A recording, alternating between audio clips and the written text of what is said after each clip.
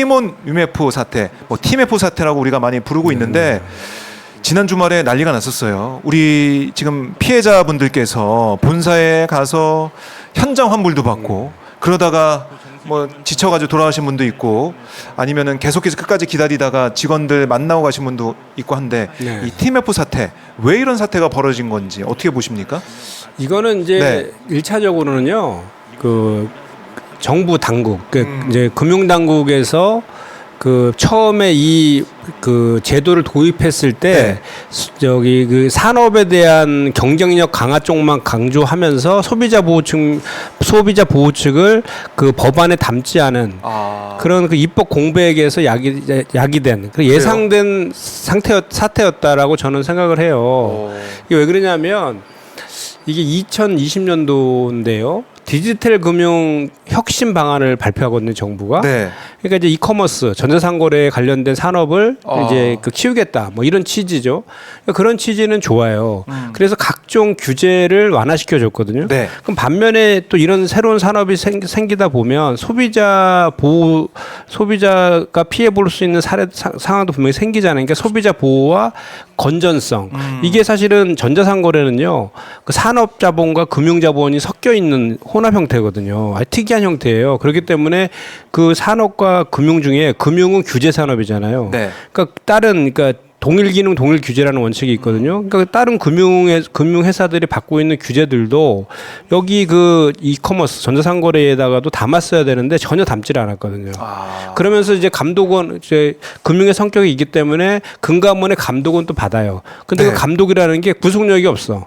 그러니까 지금 이런 입법 공백 상태를 처리해 놓고 지금 와서 뭐라 그러냐면 감독할 근거 규정이 없다 그래요. 금융이랑 금감원에서 이게 말이 됩니까? 본인들이 그렇게 입법 공백 상태를 처리해 놓고 감독할 근거가 없다. 이렇게 얘기하면 말이 안 되는 거죠. 그래서 그게 첫 번째 원인인 거죠. 정부의 책임을 따져 물어야 된다. 네. 첫 번째는 그 정부가 처음에 그 이제 시작할 때 첫 단추를 잘못 깬 측면이 있고 또 하나는 지금 이미 이것이 다 예상이 돼 있었어요. 그러니까 이 Q10에서 그 티몬하고 IMF를 인수할 때가 2019년 이제 저기 인수하기 전인 2019년 20년도에 이미 IMF는 TMF라고 좀 전에 하셨죠. TMF는 이미 자본 잠식 상태였어요. 상황이 좋지가 않았군요. 자본 잠식 상태. 그러니까 조금 전에 제가 말씀드린 것처럼 만약에 이것이 금융의 성격이 갖고 있기 때문에 금융에 관련된 규제가 있었다라고 하면 당연히 적기 시정 조치 받아야 될 업체들이에요. 그렇네요. 근데 그런 조치가 안 이루어진 게 하나가 있고 그래서 이게 이제 자본 잠식 상태고 위험하다고 생각하니까 금감원에서도 22년도에 그 이제 경영 상태 등 실태 조사하는 경영 개선 협약을 체결해요. 티몬과 IMF하고 그만큼 금감원도 이게 그 위기라는 걸 알고 있었잖아요. 그런데 적극적인 대응을 하지 않았어요. 적극적인 대응을 하지 않아서 사태를 더 키운 측면이 있고 또 최근에만 보더라도 이미 한 달 전부터 그 공정위의 민원이 급증했었거든요. 민원이 급증했었고 4월부터는 그 회계가 감사 보고서도 제출도 하지 않았었고 그 다음에 또 최근에 또 한 달 전부터는 상품권을 10% 할인해서 막 팔았잖아요. 이것이 전부 다 부실한 그 징후들, 구체적인 징후들인데도 불구하고 그게 적극적 조치를 안 한 것. 이것이 다 합쳐진 거죠.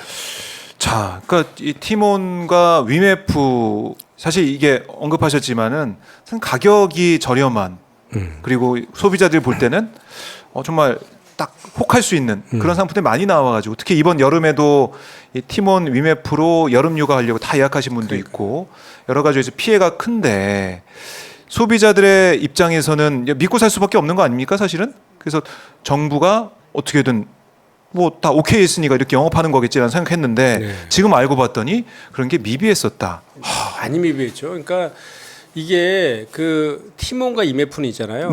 그 상품을 판매하는 판매 연결체기도 하지만 지급 결제 업자기도 해요. 피지사. 소위 말해서 피지사의 기능도 같이 있는 거예요. 그 피지사가 금융 쪽 아닙니까? 그렇죠. 근데 그거에 대한 규제들이 전혀 없었다. 거기에서 이제 문제가 되는 거고 또 하나는 이제 그 고객들이 티몬과 IMF에다가 이제 물건을 이제 사면은 하루 이틀 만에 카드사, 피지사 통해 갖고 입금이 되잖아요. 그렇죠. 판매 대금이. 네, 티몬 IMF로 들어간다는 예, 말씀이시죠? 들어가는데 티몬과 IMF는 네. 그거를 파는 셀러들이죠. 그렇죠. 판매사들, 그러니까 그렇죠. 중소기업이라든지 소상공인, 자영업자 네. 이런 거 입점한 그 판매사들한테는 40일에서 80일 이후에 정산을 내주는 거예요. 이거 왜 이렇게 시간이 오래 걸려요? 바로바로 해줘야 되는 거 아니에요? 그러니까 거기에도 예. 허점이 있는 거죠. 그래서 이제 첫 번째로는 그 이제 이 티몬과 IMF가 네. 회사 자금과 그 정산 자금 있잖아요. 그거를 분리해서 보관을 해야 되는데 그냥 합쳐 있는 거예요. 그런데다가 정상 기간이 차이가 나잖아요. 네네. 하루 이틀 만에 받아갖고 최대 80일 이후 막 주고 그랬으니까 그 80일간의 그 기간 동안에 예. 줄 돈을 가지고 딴 데다가 투자를 하는 거지. 돌려막기네, 돌려막기. 그러니까 그야말로. 돌려막기는 뭐 이제 네. 하고 이게 그렇죠. 그게 폰지 일종의 폰지 사기라고 그러니까 하는 계속. 그런 것도 있고 네. 다른 데다가 딴 투자하는 데다가 이게 투자. 사실이면 횡령 배임이 되는 거죠. 야. 그 두 가지 문제가 가장 포인트예요. 이게 예. 돈이 섞여 있는 거하고 정산 기간이 너무 긴 거. 네. 이거를 규제를 했어야 되는데 그 규제가 지금까지 없었다. 그게 이제 문제였던 거죠. 그래서 이 티몬 IMF를 인수할 이렇게 Q10 네. 여기 이제 구영배 Q10 대표 지분 매각 또는 담보로 사태를 수습하겠다라고 얘기를 했는데 일단 법무부에서는 구영배 대표를 포함해서 관련자 4명을 출국 금지했다라는 또 속보도 어제 들어왔더라고요. 그러니까 저는 사실은 네. 그 조치가 좀 늦었다라고 생각하는데 어제 법정관리 신청했잖아요. 맞아요. 저 구영배 대표가 어떤 그러니까 의미가 있습니까? 아니 본인이 사태 네. 수습하겠다고 입장문을 발표하면서 본인의 그 지분을 매각하거나 담보를 제공해서 저걸 유동성을 만들겠다라고 했는데 네. 그 발표하자마자 몇 시간 뒤에 법정관리 신청을 해버렸잖아요. 그렇네요. 저는 이게 혹시 의도된 고의적 부도 아닌가, 폰지 사기인가 아닌가라는 저는 의구심이 많이 드는데 네. 그런 것들이 이미 진작에 감지가 됐었는데도 불구하고 그 감독 당국에서 네. 바로 고발 조치라든지 이런 게 있어야 되는데 그러지도 않았단 말이죠. 그러니까 시민단체들이 고발했잖아요. 예. 그런 거고 또 하나는 이 Q10이라는 회사가 사실 지금 부실 기업이거든요. 거기가 그래 비상장 회사거든요. 이게 사실은 이게 그 매각될지도 모르겠고 그걸 담보로 해서 자금을 조달하는 것도 사실 현실적으로 쉽지도 않은데다가 네. 또 이 사람이 본인이 그렇게 사태 수습하겠다고 해놓고 법정관리 신청을 했는데 그 진정성을 믿을만하냐라고 저는 지금 되게 의구심이 들거든요. 그래서 뭐 이 얘기 나오는 게 Q10의 이게 Q 익스프레스라고 하는 네. 그 자회사 이거를 나스닥에 상장하기 위해서 일감 몰아주기 하는 차원에서 다 그렇게 뭐 일감 몰아주려면 일이 있어야 되니까 그런 식으로 해가지고 다 이렇게 또 후려쳐서 소비자를 모으고 그렇게 많이 판매하는 쪽으로만 신경을 썼다 이런 얘기까지 나오고 있더라고요. 그러니까 원래는 그런 그림을 그렸던 거죠. 그 구영배 대표가 네. 과거에 이제 지마켓을 그 갖고 성공을 해서 이베이한테 이제 매각을 하면서 큰 돈을 벌었잖아요. 근데 그때 이제 그 이베이한테 매각하면서 경업 금지 조항을 그 계약서에 넣은 거예요. 10년 동안에. 네. 그래서 이제 그 2009년도에 매각을 했는데 2010년도에 이제 싱가포르 가서 Q10을 창립한 거예요. 그 이후에 10년이 지나서 한국에 다시 들어와 가지고 그 티몬과 IMF를 이제 인수하고 네. 인터파크도 인수하고 AK몰도 인수했거든요. 그 전부 다 그 적자 부실 기업들이거든요. 그런 기업들을 이제 그 인수했던 이유 중에 하나는 좀 전에 말씀하신 그 Q 익스프레스라는 계열사를 네. 나스닥에 상장시켜서 상장이 되면 돈이 들어오잖아요. 그 돈으로 이 부실한 티몬이나 IMF들에 대한 그 유동성을 공급하려는 그런 계획을 갖고 있었는데 네. 6월 달에 나스닥에 상장하려는 계획이 무산된 거예요. 아하. 그러다 보니까 이제 연쇄적으로 이런 사태들이 막을 발생할 수가 수밖에 없게 됐다. 없었죠. 예. 자, 이 소비자 뭐 이제 휴가 망쳤다 이런 분도 많이 계시고 상품권 사뒀는데 못 쓰게 됐다 이런 분들도 계시더라고요. 근데 네. 이 피해자들 규제를 위해서 뭐 정부도 뭐 이 돈을 투입한다 이런 얘기도 하고 있는데 판매사들 있지 않습니까? 예, 예. 중소 셀러들, 이제 예. 셀러들 예. 이분들은 좀 또 막막할 것 같아요. 그러니까 정부가 지금 5,600억 규모의 네. 그 경영 안정 자금을 지원하겠다라고 발표를 했는데 네. 그 내용은 전부 다 대출이거나 보증서 주는 거잖아요. 이자 받고 대출해 주거나 보증서 주는 거라서 결국 갚아야 되는 것들이거든요. 그래서 지금 그 셀러들이 그런 얘기 하잖아요. 어제 예. 피해 증언대에서 말씀하신 거 들으니까 우리한테 대출하고 보증 쓰지 말고 그 티몬하고 그 IMF나 그 Q10 그쪽에다 대출을 해주고 그럼 걔네들이 우리한테 돈 주면 우리는 받는 거 아니냐. 그런데요. 이런 얘기도 하는데 그것도 티몬하고 IMF한테 그 돈을 그렇게 자금전을 할 수 없는 것이요. 네. 이게 민간 회사잖아요. 그리고 그 Q10은 그 구영배 대표는 한국 사람이지만 싱가포르 회사거든요. 외국 기업이에요. 외국 기업이 이렇게 이런 자금난을 겪는 데서 정부가 지원한다는 것도 사실은 좀 논리무슨 측면이 있는 거죠. 답답하네요. 네. 그 부분이. 그래서 오늘 이제 오후에 정무위 현안 질의가 있지 않습니까? 네네네. 어떤 부분들은 이제 따져 묻고 또 개선 방향 또 이 대책을 마련해야 될지 지켜봐야 될 것 같은데 이익님이 이런 댓글 주셨어요. 법 좀 치밀하게 만들면 안 될까요? 이렇게도 말씀하고 계시고 네. 걱정하고 계십니다. 그러니까 이게 거슬러 올라가면 네. 2020년도 7월 달에 디지털 금융 경쟁력 혁신 방안 이거를 발표하거든요, 정부가. 네. 이게 바로 이커머스 전자상거래의 사업을 이렇게 확대시키겠다. 네. 그것 쪽을 적극적으로 지원하겠다라는 내용이에요. 근데 이제 그렇게 하는 건 좋은데 신사업 그러니까 그 산업과 이제 금융이 합쳐진 그런 그 신규 디지털 산업 쪽에서의 경쟁력을 확보시키는 건 중요한데 네. 한쪽을 놓친 거죠. 그러니까 그로 인해서 발생할 수 있는 소비자 피해라든지 그래서 그런 부분들도 같이 규율했어야 되는데 그냥 그쪽은 방치한 상태에서 규제 공백을 이제 야기한 상태에서 그냥 규제만 완화시켜 준 거죠. 그 진입 장벽만 낮춰준 거다 보니까 그렇네요. 이런 일이 이제 발생한 거죠. 그러니까 예를 들면은 금산분리 원칙 아시잖아요. 네. 그러니까 기본적으로 우리나라는 산업과 네. 금융이 같이 섞여 있는 거에 대해서는 금지시켜 놨거든요. 근데 이거 같은 경우는 지금 아까도 이제 말씀드렸지만 티몬과 IMF는 산업 자본이기도 하지만 그 피지사라는 금융의 성격도 같이 갖고 있는 거예요. 그래서 금감원의 감독을 받고 있는 거거든요. 그렇기 때문에 그 이제 금융과 관련된 파트에 있어서는 금융회사한테 적용되는 규제들도 동일하게 적용을 해야 되는 거예요. 그게 동일 기능 동일 규제 원칙이라고 하거든요. 근데 그거를 하지 않은 거예요. 예를 들어서 그 아까 제가 티몬과 IMF가 2000년도 2019년 이때부터 자본자 형식 상태라고 했잖아요. 네. 여기가 만약 금융기관이라고 했다라고 하면 정부에서 당연히 그 금산법에 의해서 적기 시정 조치가 내려졌어야 되거든요. 근데 그런 게 적용이 안 되니까 그런 조치를 못 한 거죠. 그래 입법적 불비가 분명히 있었던 거죠. 사각지대가 있었네요. 예, 거기에서부터 시작이 잘못된 거였죠. 그래서 항상 정부가 네. 뭔가를 정부가 정책을 발표할 때 보면은 뭐 사모펀드 규제하나 방안이라든지 자본시장 규제하나 방안이라든지 이런 거 발표할 때 보면 네. 항상 규제 완화. 항상 방점이 규제를 푸는 쪽만 들어가 있잖아요. 그 소비자 보호라는 측면은 되게 간과하는 측면이 있어서 근데 그런 발표들을 했을 때는 항상 이런 대형 금융사고가 터졌었어요. 네. 그러니까 대표적인 게 우리 그 2003년도에 카드 대란 기억나시죠? 300만 명 막 신용불량자 되고 그때도 정부 정책이 일방적으로 막 한쪽에만 소비자 보호와 측면은 간과하고 당시 내수 시장을 살리고 세수를 확보하기 위한 정책으로 현금 서비스 한도를 막 무제한으로 풀어놓고 이런 식의 조치를 해서 그 사고가 터진 거였거든요. 저축은행 상태도 마찬가지고 그런 게 계속 반복적으로 이렇게 발생하는 거에 대해서 금융당국은 정말로 그 사과하고 대우각성해야 돼요. 네. 그 정말 앞으로는 이런 기준 정말 바꿔야 되고 이게 이제 어떤 것과 연관되냐면 저희가 이미 다 확인된 내용인데 2008년도에 그 세계적 금융위기 터졌을 때 있죠. 네. 그때 이미 그 자본주의의 심장이라고 하는 다보스 포럼이 있습니다. 거기에서조차 신자유주의는 종말을 구했다 그랬어요. 그러니까 성장 이주의 정책보다는 정부가 적극적으로 시장에 개입해서 문제가 도출될 수 있는 것들은 해결이 된다.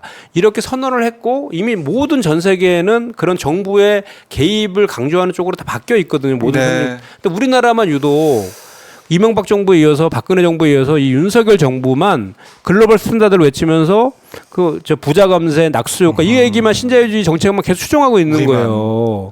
과거의 화석처럼 그런 기본적인 그 정부의 철학에 기인해서 이런 문제가 계속 발생하고 있다 이렇게 저는 생각해요. 네, 알겠습니다. 오늘 2시에 현안 질의 지켜보도록 하고 또 하나 우리 국민들 특히 이제 투자자분들이 관심 가지는 내용이 있어요. 최근 두산그룹 지배구조 개편 과정에서 두산 밥캣과 두산 로보틱스 합병 논란 이게 있는데 이건 좀 어떻게 우리가 봐야 됩니까? 지금 개인 투자자 특히 이제 두산 관련 주식을 갖고 있는 분들은 정말 분노하고 있거든요. 그럼요. 제가 이거 지난 그 김병환 금융위원장 인사청문회 때하고 네. 금감원 금융위 현안 질의할 때 제가 따져 물었거든요. 그래서 소개 성과 도출을 했어요. 제가 이거 두산 파켓 방지법을 제가 법안도 냈었거든요. 네. 이게 무슨 본질이 뭐냐면 그 대주주의 이익을 위해서 소수 주주들의 이제 소액 주주들에게 피해를 주는 방식으로 지배 구조를 개편하는 거예요. 왜 그런 이법적이고 거예요? 예. 편법적인 거죠. 대주주의 이익을 위해서 그런 거죠. 그러니까 경영승계라든지 이런 것들을 위해서 소액주주들에게 피해를 주는 방식으로 네. 지배구조 개편을 하고 있는 거예요. 과거 2015년도에 제일모직과 삼성물산이 합병할 때에도 그런 거로 인해 가지고 그 소액주들에 피해를 줬다 해서 그 수사하고 기소돼서 지금 재판이 진행 중이거든요. 네. 그 수사하고 기소했던 사람은 바로 지금 금감원의 이복현 원장이에요. 그 내용을 대단히 잘 알거든요. 예. 그래서 내가 그래서 그거에 대해서 따져 물었는데 이거는 그 이제 이사들이 네. 한쪽에 피해를 주면서 회사의 이익만을 위한 결정을 한 거잖아요. 그러니까 배임에 해당될 소지가 대단히 높거든요. 그래서 그래서 이 지배구조 개편이 완성되려면 금융감독원에 증권신고서를 제출해서 그 승인을 받아야 되거든요. 증권신고서. 네. 근데 제가 그때 이제 지적을 하면서 이 증권신고서를 만약에 금감원에서 승인을 한다면 수리를 한다면 이거는 투자자 보호임을 위반한 것이다라고 제가 지적을 했는데 네. 마치 그 지적을 한 이후 그 다음 날 반려를 시켰어요. 증권신고서를. 그래서 제가 그래서 네. 금감원장한테 그건 잘한 조치다. 예. 그렇지만 앞으로 또 무슨 꼼수를 그러니까요. 써서 할지 모르니까 계속 예의 주시해야 된다. 이런 얘기까지 제가 지적을 했죠. 그 지금 나오고 있는 것들은 이게 이제 뭐 경제신문이든 아니면은 뭐 진보 매체든 간에 상관없이 정부 밸류업 정책에 찬물을 끼얹는 상황이다. 그렇죠. 이런 얘기까지 맞아요. 나오고 있더라고요. 예. 지금 윤석열 정부가 자본시장 밸류업 한다고 막 2월 달에 엄청나게 대대적으로 정부 발표를 했거든요. 네. 그러면서 뭐 일본의 사례를 막 얘기하고 그랬었는데 이 자본시장 밸류업의 핵심은 투명한 지배구조에 있거든요. 네. 투명한 지배구조를 만드는 것에 있는데 이게 바로 이 투명한 지배구조를 해치는 그리고 소수주들의 이익을 안전히 해치는 가장 반자본시장적인 그런 방법이잖아요. 네. 그러니까 이런 것들에 대해서 정부가 제대로 규제하거나 대처하지 않으면은 자본시장 밸류업은 요원한 거죠. 그리고 이제 이번에 이 그 두산마켓 관련된 두산거래 지배구조 개편이 뭐냐면 두산마켓을 두산 로보티스의 100% 자회사로 이렇게 포괄적 주식 교환 방식으로 이렇게 합치는 거였잖아요. 네. 그러므로 인해서 그 대주주인 주식회사 두산이 그 두산마켓에 대한 지분이 13.8%였는데 올라가는 이런 거죠. 편법적으로 지배구조 개편을 하게 되면 42%로 올라가요. 그럼 예를 들어 두산마켓은 대단히 우량한 회사거든요. 그 두산 인프라코어라서 네. 뭐 굴삭기 뭐 이런 거 만드는 건설 장비 만드는 회사인데 예. 작년에 영업이익만 1조가 넘었어요. 야, 그럼 예를 들어서 알짜회사네, 알짜회사. 예를 들어서 1조에 대해서 배당을 다 한다고 치면 네. 그 전에는 두산 같은 경우는 1,300억 정도 배당받을 거를 4,200억을 배당받는 게 되잖아요. 10원 한 장 들이지도 않으면서. 예. 그런데 이 합병하는 과정에서 두산밖에 주주들은 대단히 우량한 회사여서 그렇죠. 주식이 장기 저평가되어 있었어요. 주가는 5만 원대로 저평가되어 있어서 장기 투자를 하면서 배당을 보고 이제 들어가 있는 주주들인데 두산 로보티스는 그냥 AI 로봇 때문에 고평가되어 있는 거예요. 그래서 주가가 막 8만 원 정도 돼 있었는데 실제로 작년에는 영업 적자였어요. 그러니까 우량회사와 부실회사를 갖다가 단순히 주가로만 가지고 합병 비율을 정하다 보니까 두산 마켓 주주 한 주당 로보티스 0.63주만 준 거예요. 그래요? 그러니까 우량한 회사의 주주들은 솔직히 그렇죠. 그냥 한 주를 0.63주로 내려가는 그렇게 그 피해를 보게 된 거잖아요. 화날 수밖에 없네. 이거 배임이잖아요. 근데 현재 지금 우리 자본시장법이 네. 그 주가로만 하게 돼 있어서 그 법을 최대 주주들이 최대한 악용하고 있는 거예요. 그 사실은 그냥 그 두산 에너빌리티가 네. 두산 에너빌리티 자회사인 두산 마켓을 두산 로보티스에 그냥 매각하면 되거든요. 근데 그렇게 하지 않은 이유는 뭐냐면 이 최대 주주예요. 두산 에너빌리티가 최대 주주가 매각할 때는 경영권 프리미엄을 받고 팔아야 돼요. 30% 정도. 네. 그럼 비싼 가격에 팔아야 되잖아요.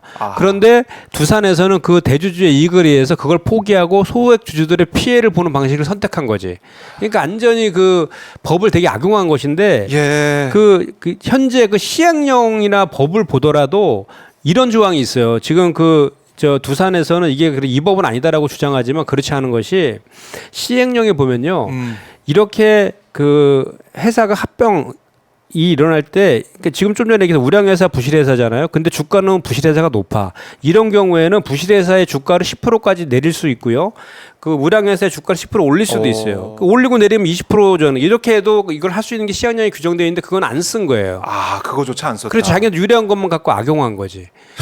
이거는 자본시장 밸류업 정책에 완전히 역행하는 거고 그래서 지금 그 제가 법안을 좀 발의한 게 요 주가로만 하면 안 되고 이 본질 가치 회사의 본질 가치 그러니까 주가를 포함한 뭐 수익 가치라든지 자본 가치 등을 종합적으로 고려해서 이 비율을 정하라라고 제가 자본시장법 개정안을 지금 냈고요. 또 하나는 주주들이 회사에 대해서만 충실 의무가 있다 보니까 이렇게 소수주들에도 피해 줄 방식들의 의결을 서슴없이 하는 거예요. 그래서 이사의 충실 의무를 주주까지 확대하는 그 상법과 저기 자본시장법 개정안도 제가 지금 준비하고 있고 그 발의할 그런 내용입니다. 그래요. 이거 그러니까 투자자 입장에서는 정말 하루아침에 날벼락 아닙니까? 그거 거기다가 두산파켓이 원래 미국 회사였거든요. 그걸 인수한 거예요. 알짜배기 회사잖아요. 그래서 두산파켓의 주주들 중에 외국인이 많아요. 그 외국인이 열받아서 장내에서 다 매도하고 나갔다는 거 아닙니까 벌써. 야, 그러니까 이게 한국 시장 국장은 안 된다. 다 미장으로 가자 막 이렇게 다. 그리고 갑자기 자본시장 밸류업 한다해서 이런 거는 빨리빨리 정부가 대처하지 않으면서 느닷없이 뭐 금투스 폐지하자, 뭐 상속세 폐지하자면서 그게 자본시장 밸류업이라는 식으로 둔갑시켜가지고 막 호도를 하고 있더라고요. 물론 우리도 금투스와 관련해서는 지금 그 저기 보완을 해가지고 그 최대한 그 저 우리 저기 자본시장에 피해 저기 도움되는 방식으로 하겠다라고 이제 뭐 공제양도도 5천에서 1억으로 상향하고 뭐 이렇게 원천징수도 신고납으로 바꾸고 또 그 개인 ISA 계좌 있잖아요. 그것도 한도도 대폭 상향하는 이런 걸 보완책을 해서 하겠다라고 지금 저 당에서도 준비하고 있는 과정이고 당대표 저 후보 이재명 저 후보도 그런 얘기를 좀 하고 있죠. 그와 같은 별개로 지금 정부가 지금 하는 정책과 완전 엇박자나 이런 것들에 대해서 정부에서 어떻게 대응하는지를 우리가 좀 눈 크게 뜨고 지금 지켜보고 있습니다. 알겠습니다. 정무위 지금 소속 위원이시기 때문에 다양한 문제점들 지적을 해주고 계신데.